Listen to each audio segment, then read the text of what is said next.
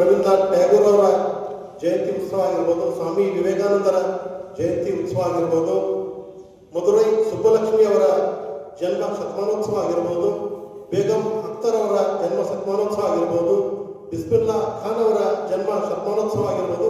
ಹೀಗೆ ನಾವು ಹಲವಾರು ಮಹಾಪುರುಷರ ಒಂದು ಜನ್ಮ ಶತಮಾನೋತ್ಸವಗಳನ್ನು ನಿರಂತರವಾಗಿ ಗಡಿಬೀದರ್ ಜಿಲ್ಲೆಯಲ್ಲಿ ನಾವು ಕಾರ್ಯಕ್ರಮ ಆಯೋಜನೆ ಮಾಡ್ತಾ ಬಂದಿರುತ್ತೇವೆ.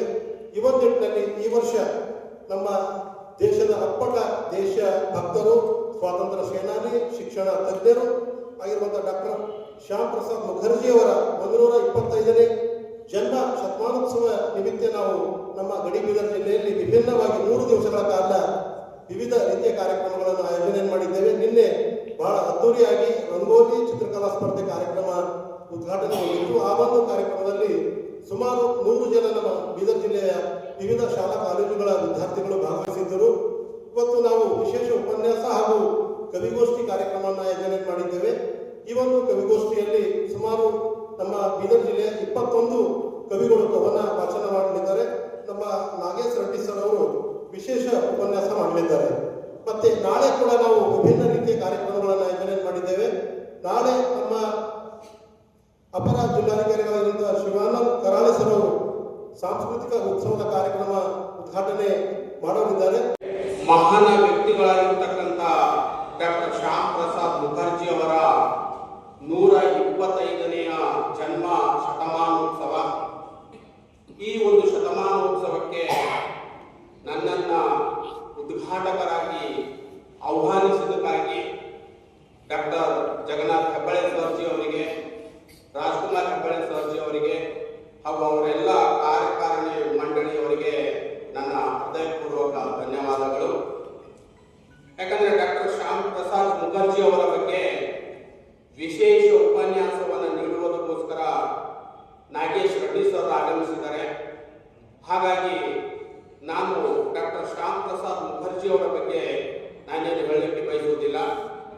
ಯಾಕಂದ್ರೆ ಅವರೊಬ್ಬ ಸಜ್ಜನ, ಸರಳ ರಾಜಕಾರಣಿಯ ಜೊತೆಯಲ್ಲಿ ರಾಷ್ಟ್ರದ ಶೈಕ್ಷಣಿಕ ಏಳಿಗೆಗೆ ಅಗಲಿರುವಂತವರು, ಶಿಕ್ಷಣ ಪ್ರೇಮಿಗಳು, ಸಂಘಟನಾಕಾರರು, ಸಂಘಗಳ ರಚನಾಕಾರರು ಅವರಾಗಿರ್ತಾರೆ.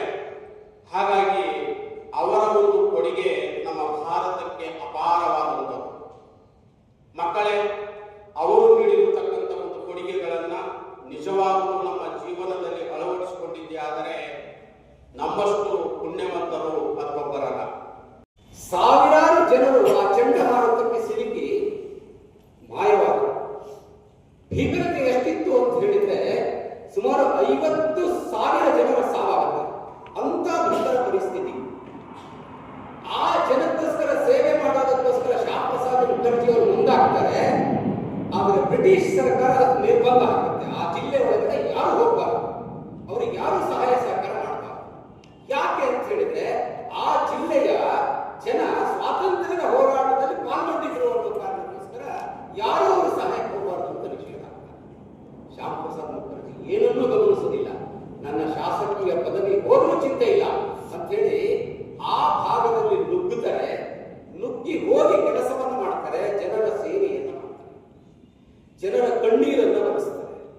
ಆ ರೀತಿಯಲ್ಲಿ ಮಾಡ್ತಾ ಇರುವಾಗ ಬ್ರಿಟಿಷ್ ಸರ್ಕಾರದ ಕೆಂಗಣ್ಣಿಗೆ ಗುರಿಯಾಗಿ ಇವರು ತಮ್ಮ ಶಾಸಕ ಪದವಿಯನ್ನು ಕಳೆದುಕೊಳ್ಳಬೇಕಾಗ್ತದೆ. ಗೀತೆಯು ನೀನು, ಅಂತರಂಗದ ಸ್ನೇಹವು ನೀನು, ಹಾಡಿ ಹಾಡಿ ನಲಿಯುವೆ ನಾನು, ಆತ್ಮನಾದ ರಾಘವ. ಲಾಲಿಯಲ್ಲಿ ಲಯವು ನೀನು, ರವಿಯಂತೆ ಬೆಳೆಯುವೆ ನೀನು, ಹಾಡಿ ಹಾಡಿ ನಲಿಯುವೆ ನಾನು, ಆತ್ಮನಾದ ರಾಘವ. ಸುಖದಲ್ಲಿ ಸೆಳೆತವು ನೀನು, ಮನಸ್ಸಲ್ಲಿ ಬೆರೆಯುವೆ ನೀನು, ಹಾಡಿ ಹಾಡಿ ನಲಿಯುವೆ ನಾನು, ಆತ್ಮನಾದ ರಾಘವ. ಪ್ರತಿದಿನದ ಪ್ರೇಮಿಯು ನೀನು, ಪ್ರತಿ ಹೆಜ್ಜೆಯ ನಾಟ್ಯವು ನೀನು, ಹಾಡಿ ಹಾಡಿ ನಲಿಯುವೆ ನಾನು, ಆತ್ಮನಾದ ರಾಘವ. ಇದು ಪತ್ರಿಕೆಯಲ್ಲಿ ಪ್ರಕಟವಾಗಿರುವಂತಹ ಕವನ. Thank you.